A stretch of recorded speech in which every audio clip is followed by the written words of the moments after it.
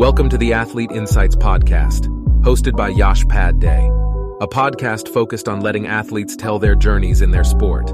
This podcast is presented by Boxed Water. Boxed water is better.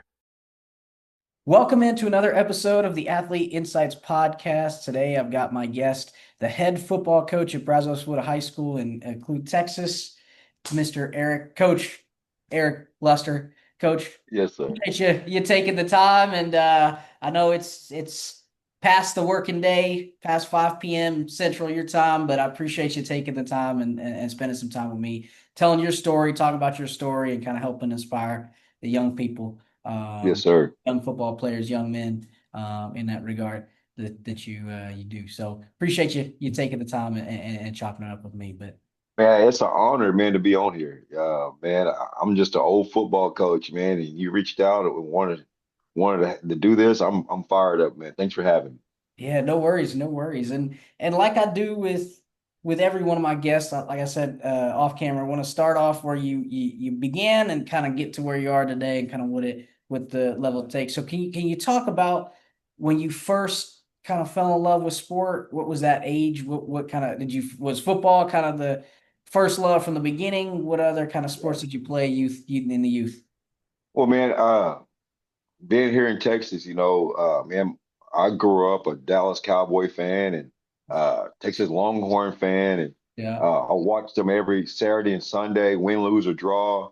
Uh, then I got into middle school, Mhm. and man, it was just a family deal. All my cousins, they played, and they were really good at it, and it Mhm. was kind of a deal where I wanted to be really good at it. Yeah. So I worked my tail off, man, and got my shot to play Yeah. as a freshman on varsity. I mean, I was blessed to have great coaches that told me not always what I wanted to hear, but and they were positive role models for me. Grew up without a dad, Mhm. and to me, those coaches felt that void of a father figure for me, Mhm. and they held me accountable. They disciplined me when I needed it, but they praised me when I needed it as well, and when I deserved it. And Mhm. uh, loved football. Went off to college, played football at Midwestern State, right there in Wichita Falls. Uh, Man, my D line coach got Mhm. the strength job at Stephen F. Austin State University in Nacogdoches, Oh and wow. um, and he hired me as his grad assistant, Okay. and I went there as a strength coach, and man, him and I worked together. I loved it, and I fell in love with the grind. Um, the college, everybody thinks that, man, that's where you want to be. Yeah. It's a lot to it. It's a lot more to it than what people think. Yeah. And I learned how to work. But I wasn't making any money. I was making $700 a month. And my wife at the time, we were just getting together, and I couldn't even afford to take her to Arby's. So man, I had to do something different. And I got a job. It's really when I learned a lot about organization of football was from my at Garland High School. I worked for a guy named Jeff Jordan. Jeff Jordan is now an assistant head coach at TCU, and Wow. I watched how he was in meetings. I watched how he had everything detailed. He knew in August what we were going to be doing in December. He Yeah. knew in December exactly what day we were going to practice in the spring, Yeah. and that was like I was in awe of that. So I learned organization from him. But Mm. once again, I also learned how to work, and I think that's what young people are not understanding as much anymore. Man, is there's more to ranching than riding and roping. Yeah. And what I mean by that, there's more to coaching than X's and O's. Yeah. Man, there's laundry, there's man, relationship with kids, Yeah. there's setting the field up, there's just doing all the things that need to be done Mhm. and not having to be told to do it. Yeah. Uh, you know, there's taking pride in coaching freshmen, taking pride in coaching middle school and going to middle school games. There's a lot of things that you have to do as a coach Yeah. that I don't think a lot of people like to do anymore. And everybody wants to be a coordinator right out of college now. Yeah. Yeah. The fastest way to move up in this profession is to Mm-hmm. be a plate cleaner.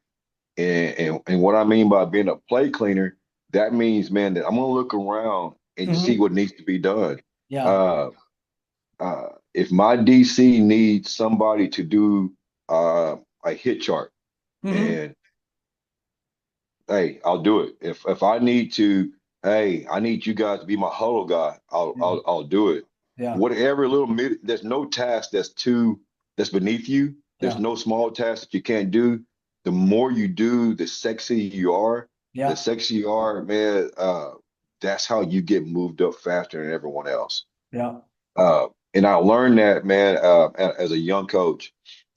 And then I went on from being at Garland and I started learning more position defense. And I started learning defenses. And I was a D-line coach Yeah. and I started learning defensive fronts. Wasn't good enough for me just to learn because I played safety Mm-hmm. in college. So I knew coverages and all that, but I really grew by getting outside of my comfort zone Yeah. and learning defensive fronts. So I became a defensive end. I started learning. Getting into special teams. Yeah. And then I left that job and I became a special teams coordinator. And I proved to my coaches I can handle things. Man, when everybody else went home, I stayed and I watched. I made sure that I knew every detail of field goal and who, what, where. I had to protect. How they're going to block it. How Mhm. can we block it? Yeah. Hey, they're going to rush every time off of this side. We can get a fake off of this side. I was always trying to uh, be the best at whatever I was doing. It Yeah. wasn't just me wanting the title. It was me wanting to be a great coach. Yeah. Uh, got my first chance to be a coordinator. Uh, I became an offensive coordinator. You know, this is back when everybody's running the Tony Franklin system, Yeah. Okay. and I got in on that Mhm. and learned it and learned everything about it from O line to running backs to quarterbacks to receivers. Yeah. Uh, and I learned how to call plays and Mhm. not just call plays, but man, mine was uh, managing the game. Mhm. That if my run game is working, I'm Yeah. not going to try to stop that and start throwing passes. I'm just going to press that A button and keep calling the same plays over and over and over. Yeah. Uh, I learned tempo Yeah. and how to take the defense coordinator out of the game by playing at a fast pace. Yeah. Um, I left I've being always said football is like chess. It's it is one move versus another, and it's kind of how you get into the mind and the mental aspect of things is in important. your it really is. And as a play caller, Mhm. there's no such thing as a perfect play. Yeah. Call a play. Just call a play. Yeah. And man, for me, we've practiced all these plays I'm going to call, and I'm going to call this play based on not I can really care less what the defense is doing. Yeah. I, I'm calling on situations that Mhm. I know that on third down, this is what I'm going to call. I know on first down, this is what I'm going to call. Yeah. I know coming off the sideline on first down, I'm gonna call different plays than I am in the game.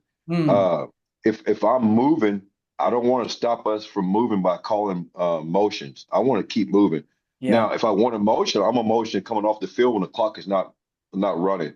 I'll Yeah. motion if on an incomplete pass. I'll motion uh, if we run out of bounds. But if the clock is running, I'm running. Yeah. And that was my mindset of calling plays.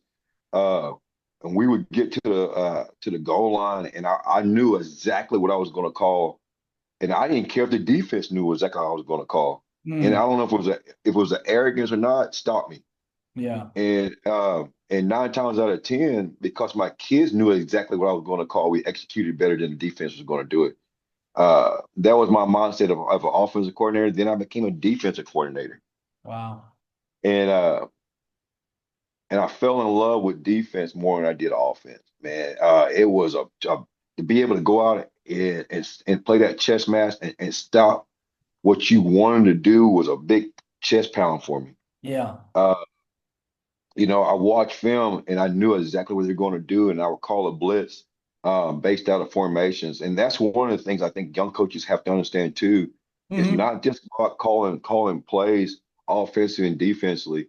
Man, it's really about staying true to you. And Yeah. on defense, I saw a lot of defenses make mistakes by trying to do something they don't always practice. You Hmm. know, I wasn't going to get away from what I did. I Yeah. wasn't going to try to do too many things and not be able to adjust to it. You know, a lot of teams around here they'll try to run, slot T and wing T. Then you'll watch defense to get into a 5-man front to stop it. Hmm. Those teams have seen 5-man fronts. They practice against a 5-man front. They know how to block 5-man front, but you don't know how to make an adjustment in a 5-man front because it's not what you do. So Yeah. don't do something that you think is going to work. Hmm. Stay true to you and do what the kids know that's going to work. Yeah. Uh, so I was a defensive coordinator. Then I got the shot to be a head coach. Yeah. And here's the thing about getting head coaching jobs. You got to be careful Hmm. um, about taking that first head coaching job just to be a head coach because that first head coaching job you take, Yeah. if it's not the right one, it could be your last one. Hmm. It's hard to explain to your next job while you're 5 and 25 in 3 years. Yeah. It's hard to explain to your next job why, you know, you never had a winning season. Yeah. So that's to a young coach, man, be selective. Yeah. Uh, yes, head coaching jobs are hard to get, Yeah. but once you get them, you got to keep them, and you got to set yourself up for your next one as well. Gotcha. Yeah.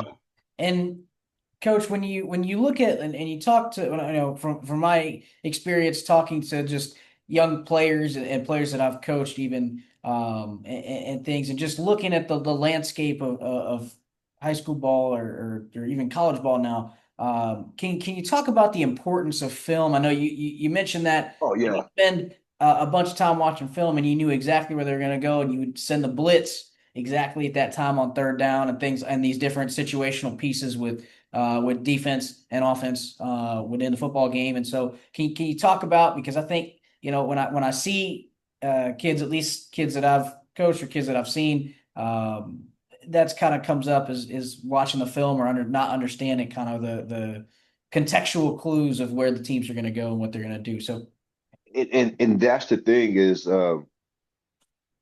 you could play so much faster if mhm. you know exactly what's coming at you. Yep. Uh, and and sometimes you're not always going to be right because teams, man, they game plan, Mhm. they know that they run the counter, they know that you're going to they're going to do this on counter, so they'll have a fake off of it.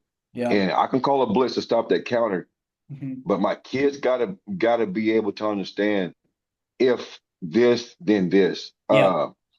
React and respond. Yeah, and that's kind of what I tell the kids. So we watch film, and I don't talk about the name of the school. I don't say, "Hey, we're playing Alabama this week, and Alabama has a guard that's 6'7" that can do this, and he bench pressed this much."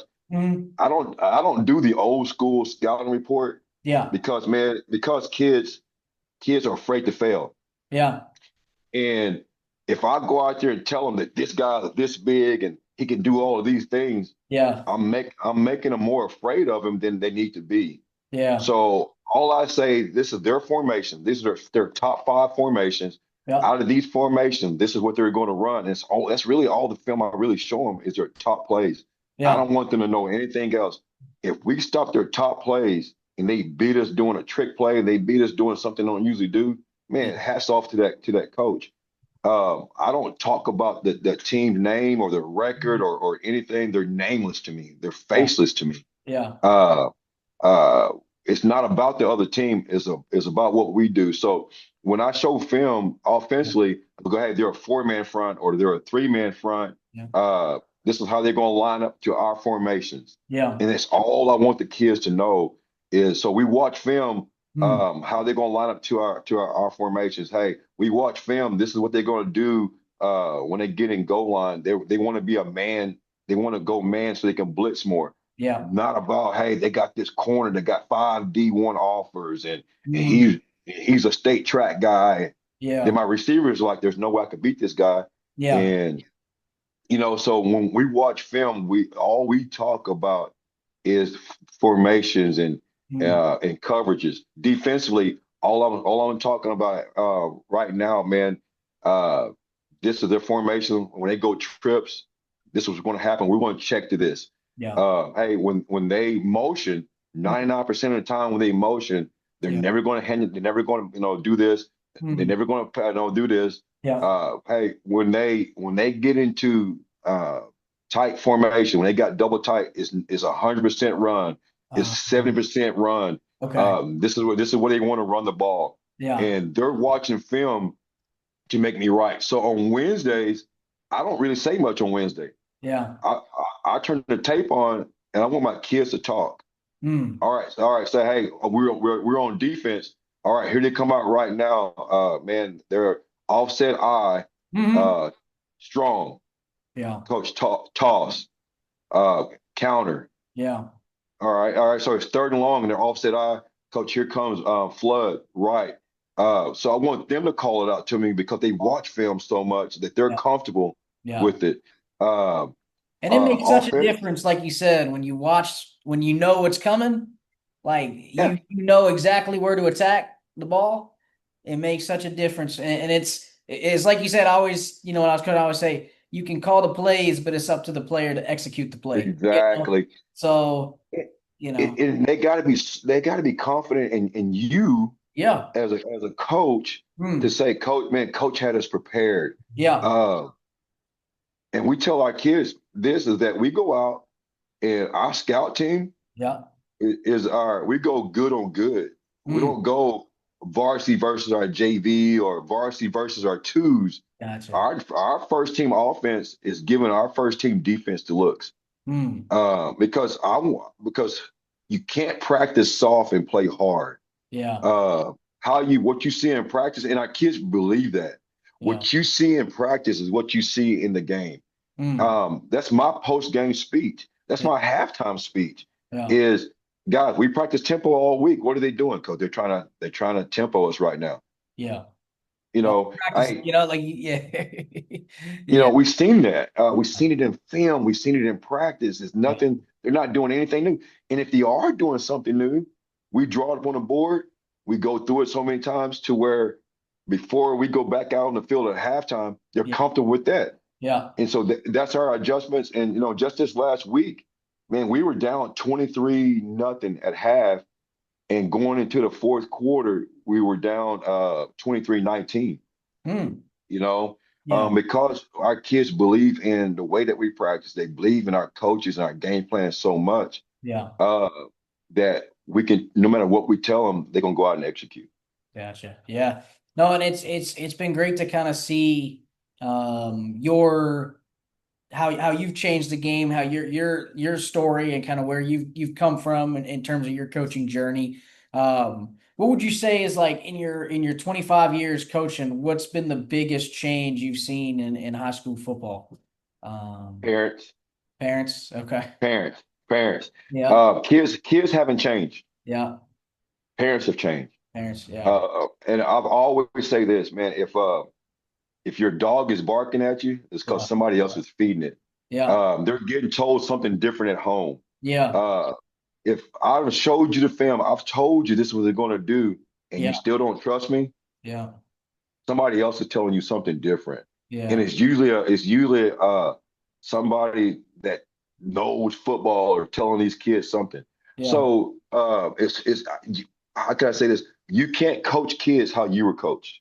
Hmm. And that's a number one flaw of a young coach. Yeah, They want to coach kids as hard as they were coached, and you can't do that anymore without having a parent meeting. yeah, Uh, so the best thing that you can do for this day and age kid uh-huh, is hold them accountable. yeah, Still coach them, yeah, but you got to be able to show them why we're doing this. yeah, Because they got so much information. They got more film than we've ever had. They can watch film on their own now. They yeah, don't even need they don't even need to come in your office. They know exactly if you know what you're talking about. If you don't know what you're talking about, they know. But hmm, at the same time, they'll go home and watch film with dad, is who never played quarterback, who yeah, probably didn't really play much at all. who's Yeah. trying to tell your quarterback what he should do. Yeah. You know, so the biggest change, man, and I have two sons now. I'm 51. Hmm. I have two sons that are coaching, Yeah. and it's funny because they want to coach these kids how dad coached them, and Yeah. they're frustrated because their kids are not responding to them. Yeah. Uh, the biggest deal for a young coach to do, and here's a secret to it, is build relationships. Yeah. They're not going to do it anymore because you tell them to do it. Hmm. Man, they're going to do it now because they believe in you, and because, man, my coaches Yeah. here once a month have to take their kids and go do something outside of school with them. I want them to build relationships. 'Cause Yeah. here's another word that I say: they have to be dad. Yeah. Uh, Hold them accountable, Yeah. love Yeah. them, Yeah. talk to them, Yeah. um, man, because they're not getting that anymore. Even if mom and dad are a lot of people think, well, they're doing it. There's so many single parent homes now. That's not even Yeah. true anymore. Yeah. Dad is at home, Yeah. but dad is not. Dad is their friend now. Yeah. The last person who's going to hold them accountable on their grades is the coach. The last person who's going to make sure that they're acting right in class is a Hmm. coach. Yeah. The person who's sending film off and doing all the things to get them recruited is the coach. Yeah. And the person who tells them the most positive things this day and age is a coach. Yeah. So we got to do more than our coaches did Yeah. for this generation. Yeah. Uh, and that's the secret to coaching. That's the secret for you not going home frustrated Hmm. as a young coach. Because, Yeah. man, Yeah. is know that this is a calling. Not everybody can do your job. Not Yeah. everybody wants to do your job. Not Yeah. everybody wants to sit in stands and make calls and Yeah. tell you what you should be doing. Run the ball, coach. Throw the ball, coach. Yeah.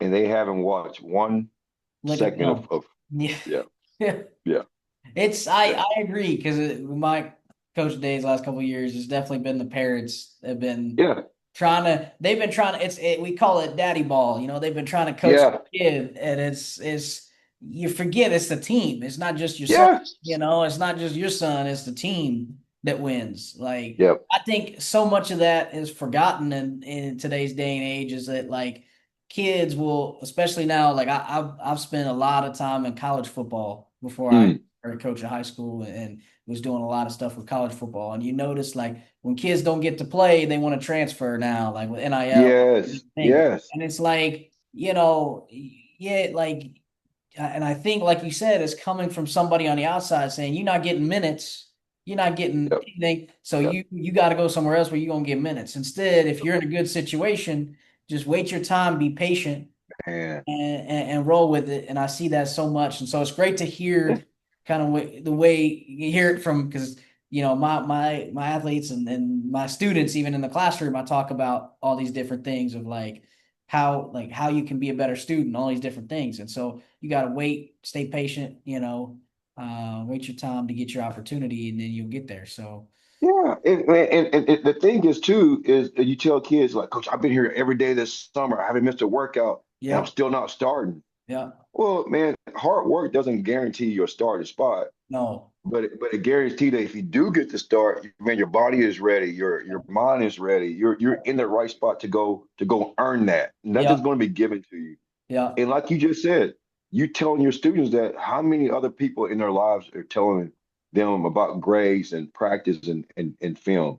yeah, Uh, that's what makes a coach a coach. And there's two things you're always going to be, and I tell everybody this, you always once you have a kid, you're always going to be dad. mm, And once you start coaching, you're for the rest of your life, you're coach. mm, And man, don't take that lightly. yeah, And and coaching, it's not all about your record or wins. mm-hmm, It's you've done a good job when you started getting invited to your players' weddings. yeah, Uh, you did a good job on Father's Day. They'll text you. yeah, You've done a great job, man. That when their kids are born, that they text you and say, "I hope he plays for you one day, coach." yeah, Um, and that's kind of I'm like I said, I'm 51, man, and that's where I'm at now. I'm back down where I started when I was a defensive coordinator. Now I'm at the neighboring town, and Hmm. I have so many students that want their kids, ex-students that want their kids to come play for Coach Luster, and Yeah. that's probably one of the greatest honors that I can get. So once again, to young coaches, man, don't get caught up in in on the fast track everything. Man, enjoy this journey, Yeah. man, because it's gonna go by faster than you think. Uh, Mhm. Yeah. and and no one, there's two things, man. No one's gonna remember your record. All they're gonna remember is how you treated them. Yeah. And but once you start having a family, Hmm. uh, no one's kid is gonna remember the hours that you spent with them except for your own. Hmm. Yeah. So make sure, man, that there's no such thing as balance. Yeah. Uh, but make sure, man, that you include your family in this journey. Yeah. Uh, you know, we work Monday, Tuesdays, and Thursdays and Fridays are our big game days here. On Wednesdays, I tell all my coaches today. This reason why I'm sitting here by myself Yeah. because I send all my coaches home at 5. Go Mm. take your wife out on a date, man. Go take your family out on a meal. Yeah. Uh, you know, because that's important to me. Yeah. Uh, because I really want my coaches to be happy, and I Yeah. really want my coaches and enjoy to be part of the staff. For If sure. they're happy, it shows out on the field. Yeah. And I'll say this, and I mean this. I've only talked to you for about 20 minutes, but I can tell your coaches are blessed, man, to get to learn. And Oh, thanks, man. I've always said, you got to be a sponge, like you said, like learn as much as you can, be the first guy in, last guy out, type of thing. And what a blessing it must be to learn from you, from your experience Well, in football. Um, I apologize to my coaches weekly. I tell them all the time, "Hey, man, I'm sorry. I'm your head coach." yeah. You know, because man, how can I say You, this? you have so much wisdom, coach. Like so much knowledge that I'm saying like it must be awesome. Like if I was on your coaching staff, I would sit there and pick at your brain all day, every day. You know what I mean? I'd sit there and just learn from you all day, every day, you know? Well, but that's why you're going to be good. Yeah. That's why you're going to be great. Yeah. I do have a few coaches that do that. That say, "Hey," I'm talking about like my young middle school coaches. They'll come up and they say, "Hey, coach, I got a situation," or "Hey, how did you know you were ready to be a coordinator? How did you know Mm. that you were ready to do this?" Yeah. And I always start out and say, "How long you been coaching?" "I've been coaching 3 years, coach, but I think I'm ready." You're not. Yeah. You're not. You're not, man. And then what I want them, and that's the deal. Everybody wants to fast track. My son has Yeah. only been coaching 2 years, Yeah. and he's a defensive coordinator. Mm. Not because he knows football, man, because he works for a guy that used to work for me. He hired him because he knows the kind of man that I was, and he Yeah. hopes that's my son. That same. Yeah. But man, just don't be such in a hurry, man, that you forget why you do this job. Yeah. And that's if I could do anything, I'll say this: at I am a different head coach Mm. at 51 Yeah. that I was at 38. At 38, I'm trying to win state. I'm trying to get all the wins, and Yeah. I wasn't really helping my coaches like I am now. Yeah. I wasn't really helping my community like I am now. Mm. It took me to get my butt spanked to humble me because I thought I was the greatest coach of all times. I've been a special team coordinator, offensive coordinator, defensive coordinator. I worked for this guy. I've done this. I've been to the playoffs as a coordinator. I've done all these things. Yeah. And I get to my first head job and Uh, I got my butt whooped. yeah. And what I realized then was there's more to this. There's more to this job than just Yeah. coaching football. Yeah.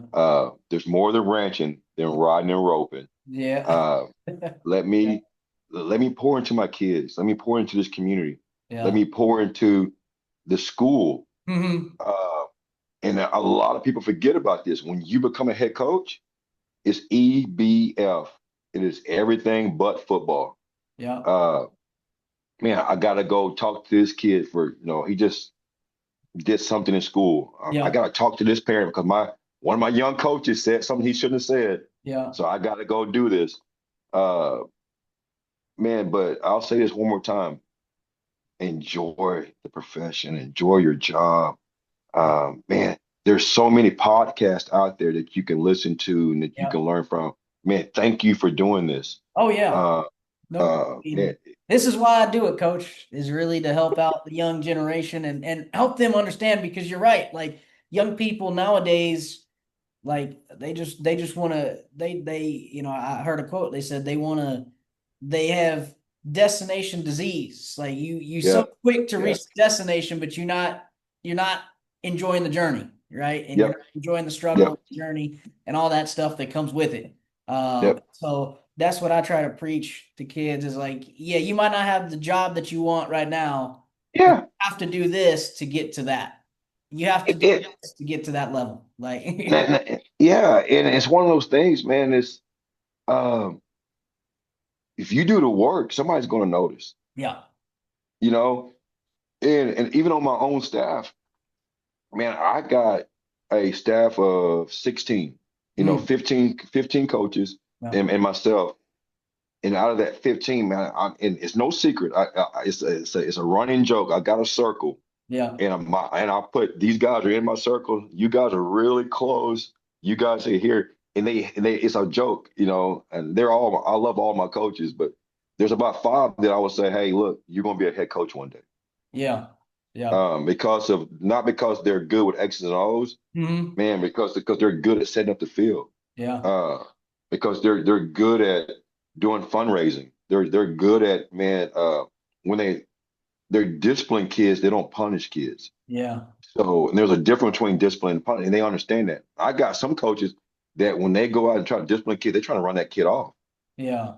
and that kid is better in your program than out. Wow. Yeah. You got to keep that in mind that that kid needs you more than you need him. He might be a third string corner that you think you can just run off and we'd be better off. Yeah. But man, that's somebody's baby. Hmm. That's a young man that you don't know where he's going to be in 10 years Yeah. if you run him off. Yeah. And once again, man, that's the part of coaching that I don't think young coaches really get Hmm. is that we are shaping the young men. We're shaping somebody that can marry your daughter one day. Yeah. And make sure, man, that when these kids leave our program, and you said it earlier, Yeah. that they are better every day that they come to the program. 1%, 5%, 10%. Yeah. They're better every day that they walk in this field house than they were when they walk. You know what I'm saying? When they walk out, they're Yeah. better. Yeah. And that's what man, young coaches help me. Mm. And I tell everyone that help me raise kids. That's my interview question. Yeah. When a coach comes in, I used to look at resumes. They've been at this program, man. They've played college here. They did all this, and but now I can care less about a resume. Yeah. If you can answer this question, pretty much 99% of the time, if you can answer this question, I'm going to hire you. Mm. And the question is, how will you help me raise kids? Yeah. And if the answer is, Coach, man, I'm gonna do everything I can to build relationships. Yeah. I'm gonna do everything I can to bring young men into your program. Yeah. That means beating the hallways down, finding kids in your class that doesn't play. Hmm. Uh, and we say our saying is recruit your own. There's kids in that basketball gym that could be playing, Yeah. but if you don't build a relationship with them, they're not going to come out. And Mhm. that's where we're at in this world. Yeah. It all comes down to one thing, man. Like you said earlier about being blessed. It's all about a relationship. Yeah. It's just, and that's where I'm at. I'm Yeah. here because of my relationship with my athletic director and my superintendent. Mm. Um, my coaches don't leave here because of the relationship they have with myself in this community. Yeah. Uh, and that's kind of where it's at. Young coaches don't leave places that they love. Yeah. Students don't leave a program that they love. Yeah.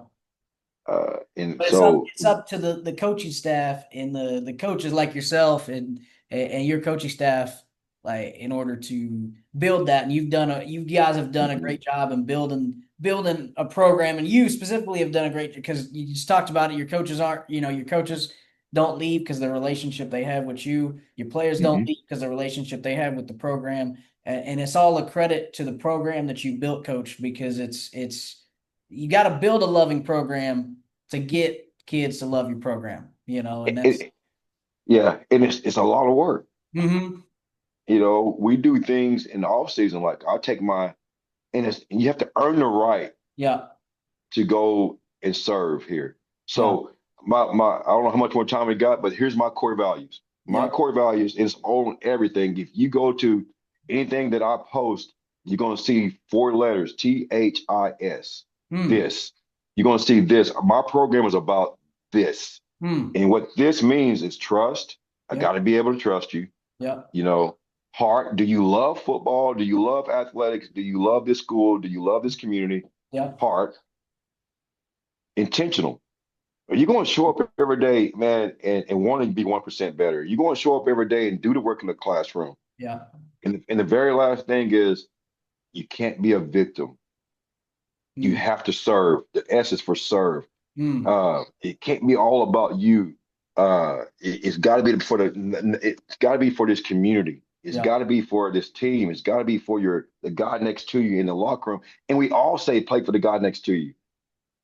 These kids don't think that way anymore. hmm, You have to teach them what it means by playing for the guy next to you. hmm, Is that the guy next to you deserves for you to be here every day.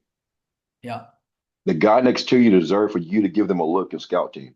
yep, The guy next to you deserves for you, man, to know your plays and be hmm, aware of what's going on in the film. yeah, That's how you serve here. yeah, So that's our deal is about. So when I say this, man, you have to earn the right to go uh pack boxes to send to the troops overseas. You have to yeah, earn the right to go serve and unload a trailer full of pumpkins. You have to earn that right. So not everybody gets to go serve. yeah, But when you get kids to buy into that mentality, is this is a privilege. This is not a right. You hmm, have something because yeah, right now we have a really high uh, entitlement issue in athletics. hmm, So you have to get the entitlement out. Well, I deserve to go do this. No, yeah, you have to earn the right to go do this. yeah. Everything, Uh, Everything earned. yeah, Uh, if you passing all your classes yeah, and you're being a great citizen and you're doing all these great things, I would take you off campus to go kayaking. I hmm, would take you off campus to go do archery. I would take you off campus to go skeet shoot. I would take you off campus, man, to a barbecue. hmm, But if you're missing days, if you are not passing your classes, you have not earned that right. I don't care if you're my stud, offensive lineman, running back, quarterback. It doesn't matter who you are, yeah, it's what you do. And that's what the world will judge you by. The hmm, world doesn't care who you are, yeah. only what you do. Yeah, well, that's beautifully said, and that's it's a great mantra. That's a great your core values are I mean what you built your program, the way you built your program. Much respect to you, coach, and your program and your players. But that's all the time we have for this episode of the Athlete Insights podcast. Again, Coach, want to thank you for hopping on and sharing your insights, and and it's great to have you. And just in the 30-40 minutes I've been talking to you, I've learned some stuff about you and from you. So it's Well, great. man, anytime you want, we ain't got to do the podcast. Anytime, I love talking ball. Yeah, So, man, and anytime you just want to talk ball, just one on one, yeah, me and you. yeah, But man, once again, I want to say thank you for having me. yeah, But more so, man, thank you for doing this because I don't think that young coaches they don't know where to go to get information at anymore. yeah. And I thank you for providing them with a source to go find out, man, how to be a better coach and a mentor. Yeah. And that's what it's all about. That's what I love to do. I love to teach. I got into the teaching profession in that regard, is just to help young people and inspire, make them better. And that's what coaching allows us to do as well. So it's great to have that aspect. But Well, man, I'm gonna give you a plug. I'm gonna send you a link to okay. where there's like-minded people, and we Mm-hmm. all get together and we throw out information on it. It's called a mastermind. Okay. It's based all over America. We get on twice a month, and it's Oh. just other head coaches, other athletic directors, people all over the country get on, and Mm, we say, hey, man, what are you doing for this? Have you seen this in your program? And mm. all these leaders get together, and we just talk program. Has nothing to do. It's not sports related. Yeah. It's just about program. I'll send you a link to that. Hop Nice. on and let me know what you think about it. Oh, 100%, 100%. But you can follow Coach Luster and his team. I'll have your social media coach linked on the video and in the Yes, description on sir. YouTube and Spotify, Apple Podcasts, all the different podcast hosting sites as well. And you can follow my podcast, same thing, YouTube, Spotify, Apple Podcasts, Google Podcasts, anywhere you get a podcast, you'll find this one. So once again, Coach, I appreciate you, and we'll see you next time.